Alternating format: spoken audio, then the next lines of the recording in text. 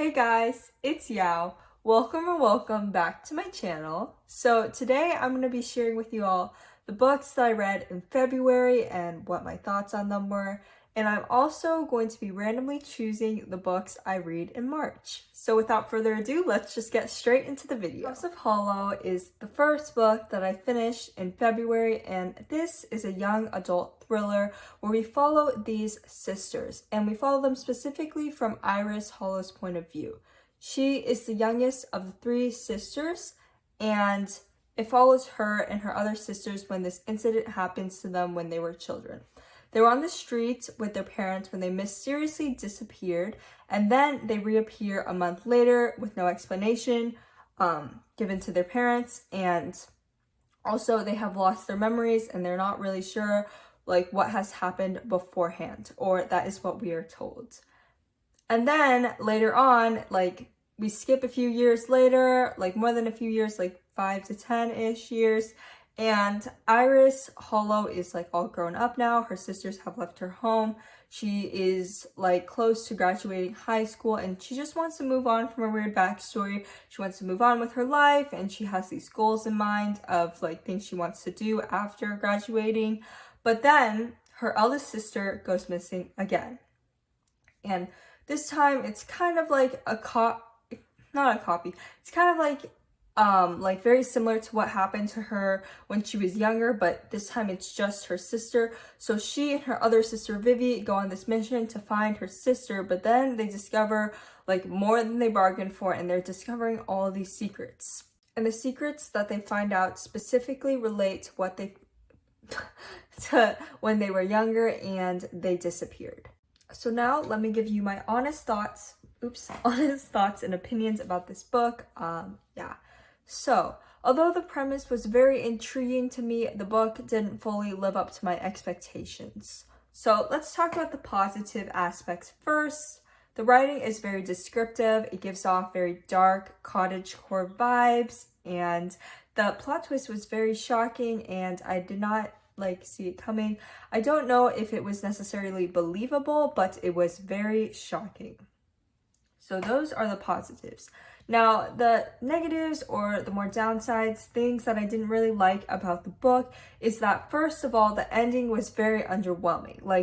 Everything wrapped up really quickly, and I feel like the ending was a little bit lazy, because we could have gotten or that's not the right word for it. The ending was a little bit too abrupt, very sudden. I feel like we could have gotten more of an explanation, because the whole book was just building up to the ending. And of course, as readers, we want to know what finds out in the end, so I wish there was a little bit more explanation for that. And then also, I found the characters to be just a tiny bit flat, because the author repeatedly describes them as just beautiful and strange, and I just wanted to see more to their characters. Obviously, there is depth to their characters, and I did find them to be somewhat believable, but I just, the whole beautiful and strange, very, very beautiful, very, very strange thing was kind of excessive and overdone. But I could see how some people might like it and think it adds to the whole eerie atmosphere of the book. I just found it a little bit repetitive. Also, I had issues with the pacing, because the first half took me a little under 2 weeks to finish, and the second half just took me a day. So that was crazy. If I am interested in a book, I will be reading it a lot faster. So I just found the pacing to just not really work with me. Overall, I did not give this book a rating, just because I did not feel like it was 3 stars and above for me. So that is that, and I will be moving on to the next book. So the next book I read was in honor of Chinese Lunar New Year, and it was part of my Chinese Lunar New Year readathon video. And that book is called Interior Chinatown. And if you watch the video, you can see that I DNF'd it in the video. I did eventually come back to it, just because it was a very fast read for me, and I just wanted to finish the book because it was so fast. Interior Chinatown is a literary fiction, and this book follows Willis Wu, who is the main character, and he is Chinese. So he feels like he is forced to be a side character in his own screenplay, which is a metaphor for his own life. And he feels like also that he constantly has to watch Black and White, which is a popular cop TV show. And Willis has been told that the highest role that anyone that looks like him can get is Kung Fu star. But then this is his story about slowly realizing, is getting that role even worth it? So this is a commentary about race, assimilation, immigration, and it specifically focuses on Chinese Americans. So Interior Chinatown was written in a very innovative way. Oh yeah, this is the part where I'm giving you guys my honest thoughts, which you probably already knew, but anyways. And also it felt like I was reading poetry, which I did enjoy somewhat. There were aspects of this book that were genuinely amazing. There were lines in this book that were genuinely amazing, but the main reason why I considered DNFing this book was in the first part of the book, like around the first third or first half.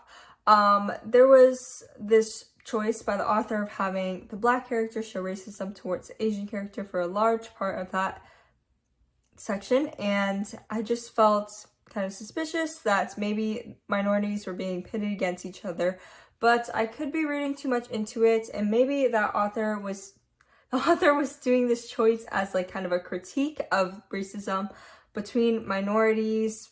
I'm not really sure. Yeah, that was the only thing that I found a bit questionable. Though this was very compelling, it was a heavy read and I had to take a break from it several times. Yes, I commend this author for exploring the Chinese immigrant experience in America, and I gave this one 3 stars.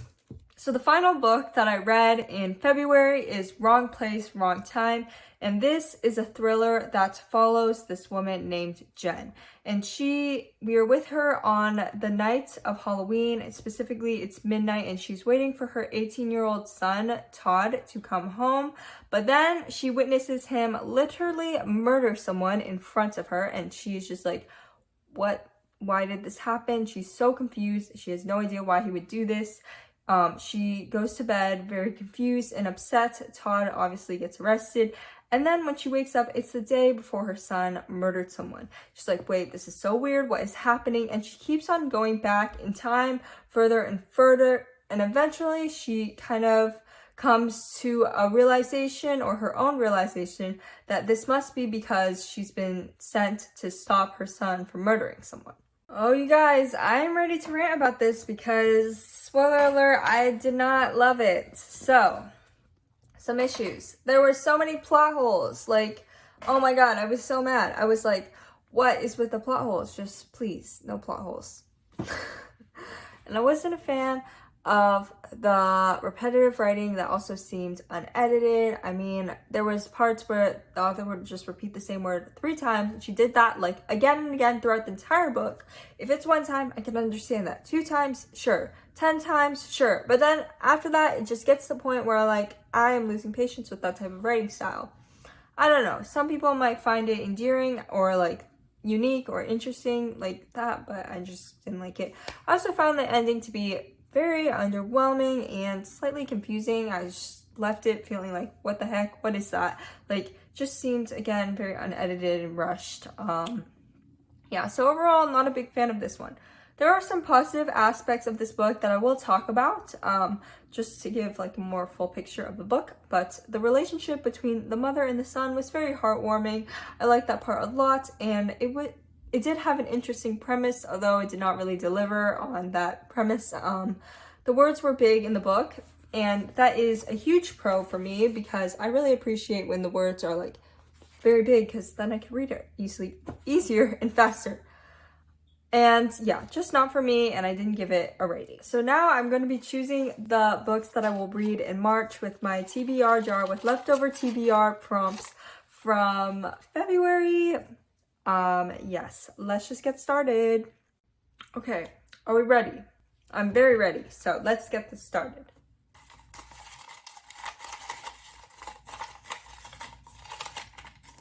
So we've only got a few. Oh, a prompt fell out already. Okay, let's see what this one is. Thriller slash mystery. So I'm probably gonna be reading Sadie, this book that I follow Oh my god, what is it with me today? I just cannot talk. Okay, I'm gonna be reading Sadie then, this book that I borrowed from the library. This is another very dark book from what I've heard, so I guess we're just going into the year with very dark books. If you guys didn't know already, I've said this like a million times.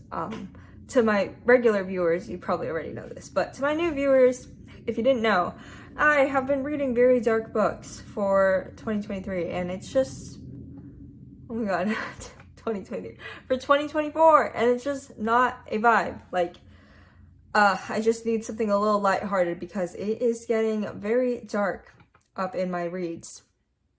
Okay, anyways, let's pick the next one. I only have, okay guys, literally what is the point of doing this? I literally only have like, what is this? 1, 2, 3, 4 more. I guess I'll just pick like 3. That way it's like I'm actually picking stuff. Okay, I'll pick this one then.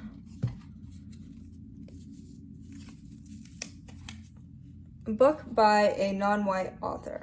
Okay, I'll be right back. I got a stack of books over there and there are some that I could choose from there. Okay, so I have my Black History Month picks that I did not finish just because I wasn't that interested in them. Like, I started this one and it was historical fiction.